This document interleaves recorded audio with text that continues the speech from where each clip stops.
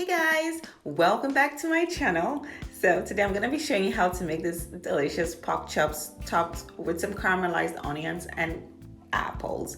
Guys, this dish is the ultimate comfort food and yet it's so easy to make. So let's get right to it. So the first thing you'll need will be your pork chops, which I will be taking my time to really season with some salt, black pepper, some paprika, and steak seasoning. Guys, you really want to take your time and make sure your meat is seasoned properly, okay? Nobody likes bland meat. I mean, what's the point of taking all that time to cook meat when it's going to be tasteless? I am Nigerian and we love our flavors, okay? We love delicious flavors. So I'm taking my time to massage, all that seasoning into the meat, and I'm going to flip it over and season the other side of the meat. This is gonna make sure my meat takes on all that beautiful spicy seasoning that I'm putting on it.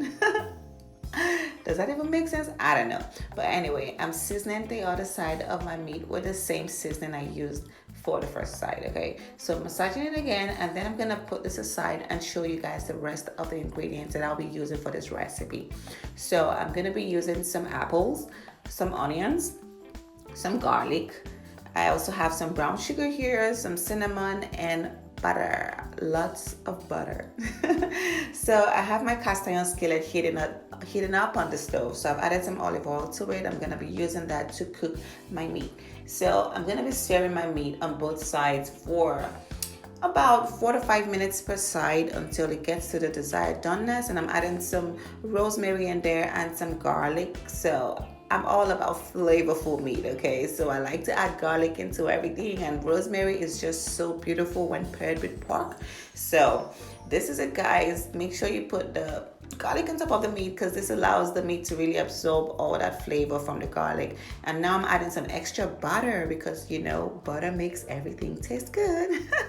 So once my butter is melted, I'm gonna begin to baste my meat with my melted butter. Oh my god, this is gonna hasten the cooking process, add some more color to the meat, but also give that meat some really, really creamy, delicious butter flavor. Okay, so with my garlic on top of the meat and the butter on top of the meat, the more I scoop the melted butter on it, the butter on top of the meat is gonna melt and the garlic is gonna release some extra flavor into the meat. Oh my god, I'm telling you, this recipe is amazing. This pork chop came out to be so good. The way, it literally was gone in a few minutes. Everyone just pounced on it and ate it all up. It was so good.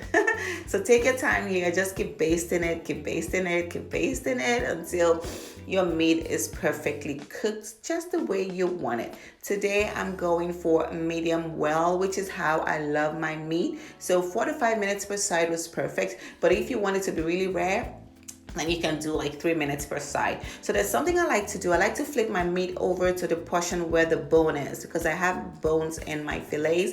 So just to let it cook faster, because I find that when I do this, the meat around the bone actually cooks better. But if your pork chops are boneless, then you don't need to do this, okay? It's just something I like to do. So once my meat is cooked to the perfect doneness that I wanted, I'm gonna go ahead and take it off the pan and proceed with caramelizing my onions and my apples in the same pan. So, like I said, my meat is done. So it's time to take it off the pan. So I'm taking it off the pan. I'm gonna go ahead and clean up my pan just a little bit to remove, the rosemary sprigs and some burnt pieces in there. So I'm adding some extra butter because, guys, I'm telling you, this recipe is full of butter. If you don't like butter, you probably will not like this recipe. So using the oil and the butter, I'm gonna saute my onions and my apples until everything begins to get tender and really fragrant. For the apples, I do not want my apples to get too soft, so that's why I added it at the same time with the onions, okay? So if I really wanted my apples to get soft and mushy, I would have started cooking it first before adding the onions, but I like to have that little crunch or bite when I'm eating it. So now I'm seasoning my apples with some salt, with some black pepper, and cinnamon, of course. Okay, so everyone knows that apples and cinnamon are a match made in heaven, okay? You cannot have apples without cinnamon. You just have to have cinnamon in there, okay? It makes apples taste so good, and it actually gives it that really nice sweetness. Then the caramelization process, oh my God, the apples and the onions will be so sweet, so delicious, so creamy. I don't know how to say it, but it's gonna be good.